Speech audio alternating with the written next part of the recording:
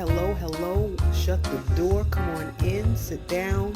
Welcome to another edition of the Brooklyn Baby Podcast with me, your host, Charlene Sabb. Hopefully, everyone had a wonderful week. I'm going to always start off asking you all how your week went. My week was just another day as an old school teacher here in Raleigh, North Kakalaki. But no, it was a blessed week, productive week. My kids and I are still studying Shakespeare, and specifically the Shakespearean comedy, A Midsummer Night's Dream. And I told them in a couple of weeks we're going to start an essay before we track out for 5 weeks for winter break. Because we get 5 weeks off at did I say year-round school? I know I keep bragging about my schedule. Anywho, today's subject is called letting go. And that could mean letting go of so many people and things. Letting go. Letting go. Say it with me. Letting go. It could be a friendship, relationship, situationship, job, loved one, friend, foe, whatever. If something is no longer bringing you joy, and I'm not saying life is perfect, because life is not perfect, and that keeps us very humble and beholden to God, the higher power. But life is not perfect. There's always going to be ebbs and flows, ups and downs. I tell people, like my pastor in Brooklyn used to say, the late great Reverend Norman Sr., life is not perfect. It's up and down like a roller coaster. And I know going into any new year, he used to say, I have something that's going to ring true to everyone in this congregation. We all sat up in our seats listening. I have a prediction that's going to apply to everyone this year. You're going to have highs, lows. It's going to be full of surprises. And that's true, whether it's good, bad. Life is always full of surprises, whether it's good or bad. And like my mother used to always say, everyone has problems. Some people have a plate full of problems. Some people have a platter full of problems. And some people need the whole, or have the whole buffet. So my point is, everyone has problems. Everyone's struggling with something, wrestling with something. So back to letting go. If something is no longer bringing you a huge amount or gargantuan amount of displeasure, let it go. Let it go. If you're in a relationship with someone and they are making you not happy and it's so much tumultuous interactions and it's toxic, let him or her go.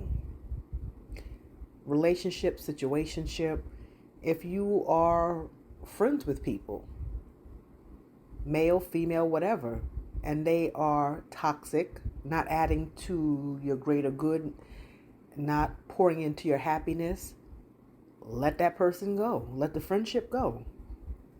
Jobs. We know jobs are not perfect. They're not idyllic for many people, if not most.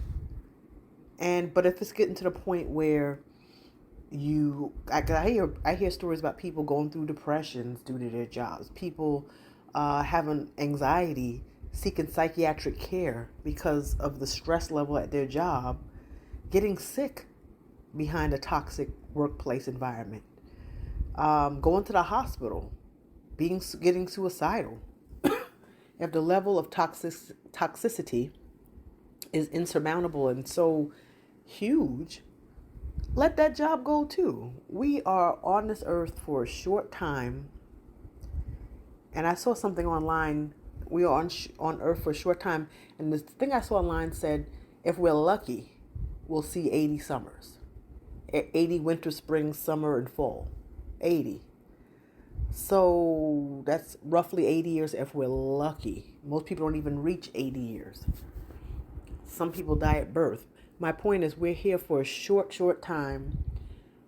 Not saying go rob a bank or do anything crazy, but we have to try to find positive, pleasurable people, places, and things to be around. Positive and pleasurable, legal people, places, and things to do, to be around. People that bring us good juju, good joy, good happiness, harmony. And if something or someone does not do that, it's time to make some arrangements, some alternative plans. I'm going to be honest with you, and I've said this before. You all know, who, if you listen to me long enough or know me personally, 'cause I know many of my listeners do know me personally. My mother passed in February, and I always and still am an optimist. However, when you have see your loved one in a casket, and I told people my whole perspective even changed even more because it was evolving. Once I reached like late 40s, now I'm 53.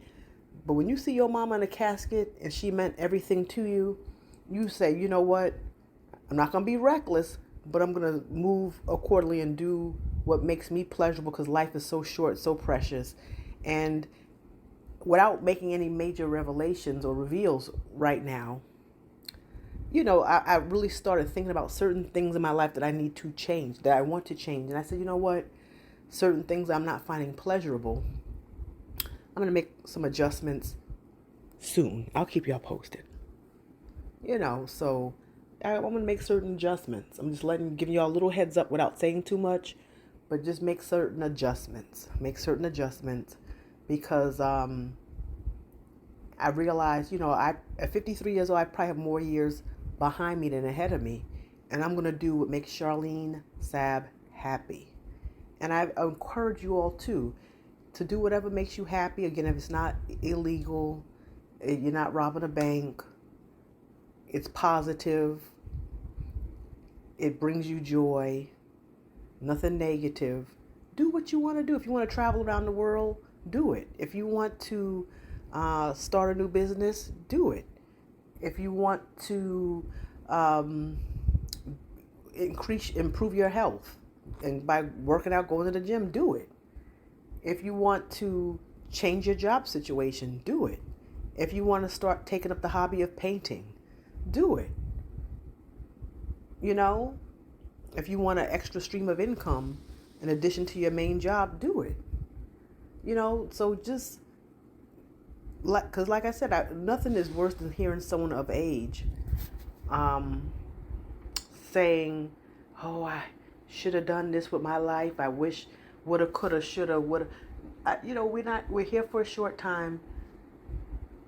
Let's try to do what makes you happy in your life, whatever that is, and let go of toxicity, things that are cancerous and poisonous. Cut cancers out your life. There are so many people I had to cut out my life, distance, cut out, and I'm okay with that. If a person has showed me time and time again that they're jealous or just negative or not pouring into me and not adding to my joy, I'm perfectly fine with letting them or it go and sleeping very well at night, I might add. Let it go. Let it go. It might even be a family member. God forbid. I love my immediate family, but there are some cousins, further out that I don't rock with. They showed me who they are, and like they say, if someone shows you who they are one time, it just takes one time. It's okay to let them go. You don't have to, just because you're related to someone doesn't mean that you need to put up with the negativity and toxicity that they bring into your situation, into your life. It's okay. Let it go. I just never was raised to believe, oh, they family. You got to be around family that's causing you pain, misery, bodily harm in some cases, possible deadly situations. No, if you have a toxic relative, unfortunately, some people have toxic parents. Luckily, I was blessed with a good pair of parents, but some people are not. If you have toxic siblings, luckily I have a great older sister who's 10 years older than me, but some people do not have great siblings. Some people don't have a great set of cousins or aunts and uncles, any toxicity even in your family, or some people don't have good grandparents. So even just because someone is blood does not mean you have to put up with their mess, does not mean you have to put up with their negativity, their insults, their jabs that they're taking at you, whether it's physical and or mental or emotional or spiritual. You can let them go too. Tell them Charlene Sapp said so. No, but seriously, no one has to put up with that. And it's okay. Because at the end of the day, everyone has to look out for their spiritual, mental, emotional well-being. And that's a great part of self-care. Looking out for your mental wellness, stability, well-being, your happiness, protecting your peace. All of that plays a part. Well, that's all for now. Short, sweet, to the point. Thank you so much for spending some of your day with me. Stay blessed, stay positive, stay focused. God is great and in charge. And until next time, we'll meet again next week. Bye. Thanks for listening. Don't forget to share. If you can, like it, spread the word about my podcast. Thank you all. Bye-bye.